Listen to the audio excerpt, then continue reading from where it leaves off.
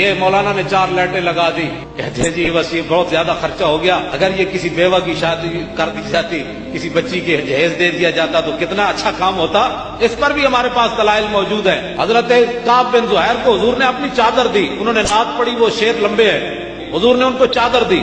جب حضرت امیر معاویہ کا دور آیا نا تو آپ نے حضرت کعب بن زہیر کو کہا کہ 10,000 روپے لے لو، یہ چادر رسول اللہ کی دے دو۔ نسبت کو ہٹا کر میں بات کرنے لگا ہوں، مارکیٹ میں اس کی چادر کی کتنی قیمت ہوگی؟ 100-200۔ امیر معاویہ کتنا خرید رہے ہیں؟ کعب بن زہیر نے کہا یہ چادر میں نہیں دیتا۔ جب آپ دنیا سے چلے گئے تو آپ نے ان کی اولاد سے 20,000 درہم کی وہ چادر خریدی۔ تو امیر معاویہ پر کسی صحابی نے فتویٰ نہیں لگایا کہ یہ فضول خرچی کیوں کر رہے ہو؟ امیر معاویہ خود صحابی ہیں اور 100 روپے کی چادر کو 10,000 خرچ کر رہے ہیں، یہ فضول خرچی نہیں؟ کئی شادیاں ہو سکتی تھی بچیوں کی، لیکن وہ سمجھتے تھے کہ یہ چادر عام نہیں ہے، اس کی نسبت امام الانبیاء سے۔ یہ تو طیبہ کی محبت کا اثر ہے، ورنہ کون روتا ہے لپٹ کر در و دیوار کے ساتھ؟ 100 والی چادر کو 20,000 کی کون خریدتا ہے؟ یہ نسبت کو خریدا جا رہا۔ یہ 4 لائٹوں بھی لوگوں کو پریشان کر جاتی ہیں، اپنی اپنی قسمت کی بات ہے، ہم کسی کی قسمت نہیں بدل سکتے۔ حافظ شیرازی کہتا ہے حد حق عشق احمد بندگانے چیدائے خدرا۔